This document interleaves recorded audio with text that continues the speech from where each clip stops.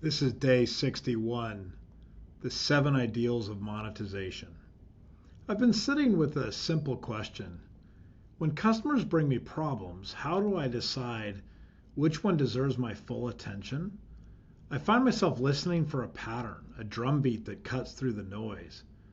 And I keep notes long after the call ends. The test is not whether a problem sounds interesting to me.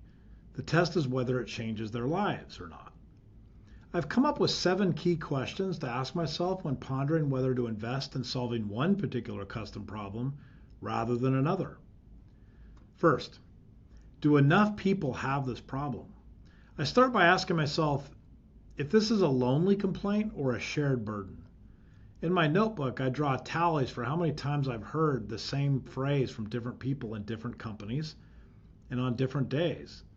When the language starts to rhyme, when the story shows up in meetings that never touch each other, I start to take notice. One voice can be an anecdote. 10 voices feels like a market. Do they feel it acutely and frequently?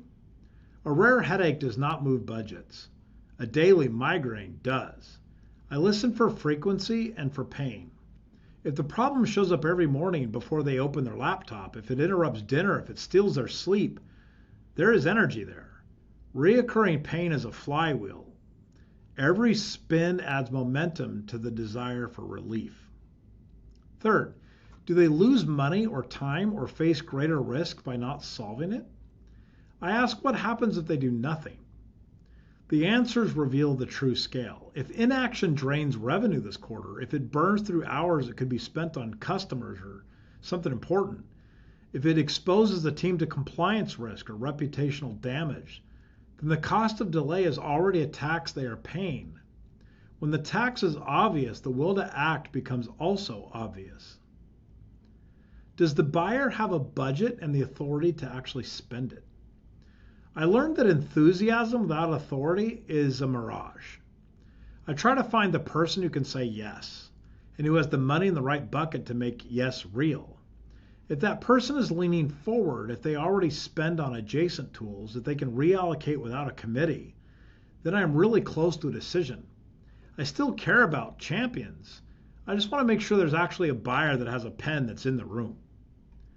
Does the solution feel credible and low risk?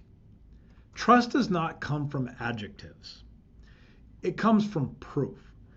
I show simple demos, real numbers, and short trials to let the customer experience the outcome in their own environment. I remove commitment from the first step. I shorten the path to value. When the first step looks small and safe, the second step will automatically take itself. Does it align with existing workflow and priority? Even a great fix will fail if it asks a team to become a different company. I watch how they already work. Which systems do they open first, and what meetings they defend on their calendars? If my solution sits where they already live and speaks the language of their current priorities, then adoption becomes frictionless. The more I fit into the rhythm, the less I have to push them to buy. Is the transformation clear and valuable? People do not buy features. They buy a before and an after. I try to paint that picture in plain words. Before, weekly reporting took 4 hours and 3 people. After, it now takes 10 minutes and a single click. Before, deals stall and there is no visibility. After that, stalled deals move and the forecast becomes reliable. When the new world is visible and measured, the decision becomes a story they can repeat to their team. When all of these signals line up, focus becomes easy and pricing becomes formality and not debate. You do not chase the sale. You serve the need and you make the first win effortless. In that moment, you do not even need to sell. The customer is already sold. Having said all these 7 things, they are all idealistic in nature, I understand. I rarely achieve all of them, and I often fail to clearly or follow my own advice. However, it is a good exercise to remind myself of at least what to aim for.